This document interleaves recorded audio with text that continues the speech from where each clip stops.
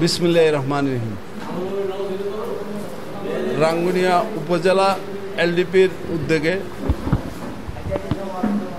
আজকে আমরা একটা ইফতার পার্টির আয়োজন করেছি।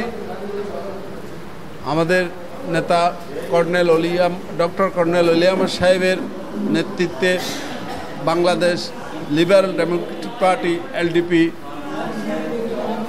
চট্টগ্রাম উত্তর দক্ষিণ মহানগরী যে গত পরশু ইফতার মাহফিল করা হয়েছে, আজকে আমরা রাঙ্গুনিয়াতেও যেই ডক্টর কর্নেল অলি আহমদ সাহেবের এলডিপির উদ্যোগে আজকে Rangunia LDP liberal Democratic party উদ্যোগে জনাব প্রাক্তন সংসদ সদস্য নুরুল আলম সাহেবের নেতৃত্বে আজকে রাঙ্গুনিয়া আমরা ইফতার পার্টির আয়োজন করেছি। ওই উক্ত ইফতার পার্টিতে সর্বস্তরের জনসাধারণ উপস্থিত থাকবেন। এখানে 3,000 লোকের সমাগম হবে এবং তাদের ইফতারের ব্যবস্থা করা হয়েছে। এবং আগামীতে আমরা প্রতিটি এলাকাতে এলডিপির অঙ্গ সংগঠন সমূহ সহ এবং আমাদের শুভানুদ্দায়ী যারা আছে তাদেরকে নিয়ে প্রতিটি এলাকাতে আমাদের প্রতিটি ইউনিয়নে ইফতার পার্টির ব্যবস্থা করা হবে। হ্যাঁ, আমাদের অন্য ধর্মের ব্যবস্থা রাখা হয়েছে। হিন্দু বৌদ্ধ ধর্মের জন্য আলাদা ব্যবস্থা করা হয়েছে এবং আমাদের মুসলিম ধর্মের জন্য আমরা 3,000-এর মতো ব্যবস্থা করছি। হিন্দু বৌদ্ধ ধর্মের জন্য 1,000-এর মতো ব্যবস্থা করছি। আর আমাদের শরিক দল সবাই শরিক দল যারা আছে, ধরেন ইসলামিক জোট যতগুলো আছে সবাইকে দাওয়াত দেওয়া হয়েছে এবং আর বিএনপি এবং বিএনপির অঙ্গ সংগঠন সমূহ যারা আছে তাদেরকে আমরা দাওয়াত দিচ্ছি। কেউ নেতারা উপস্থিত হয়েছেন আর আমাদের অন্যান্য নেতারাও আসতেছেন।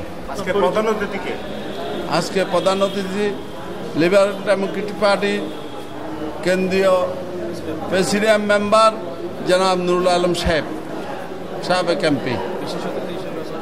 বিশেষ অতিথি হিসেবে আছেন দক্ষিণ জেলা এলডিপির সভাপতি এম ইয়াকুব আলী, বিশিষ্ট ব্যবসায়ী, এবং আরও বিশেষ অতিথি হিসেবে আছেন এস.এম. নিজামুদ্দিন চৌধুরী, উত্তর জেলা এলডিপির সাধারণ সম্পাদক, এবং দক্ষিণ জেলা এলডিপির সাধারণ সম্পাদক জনাব গোলাম কিবরিয়া শিমুল সহ আরও অন্যান্য নেতৃবৃন্দরা সাধারণ সম্পাদক। এবং আমাদের আজ উপস্থিত আছেন মহানগর গণতান্ত্রিক যুব দলের সাধারণ সম্পাদক সহ আরও অন্যান্য নেতৃবৃন্দ। গণতান্ত্রিক যুব দলের সাধারণ সম্পাদক জনাব মোহাম্মদ করিম,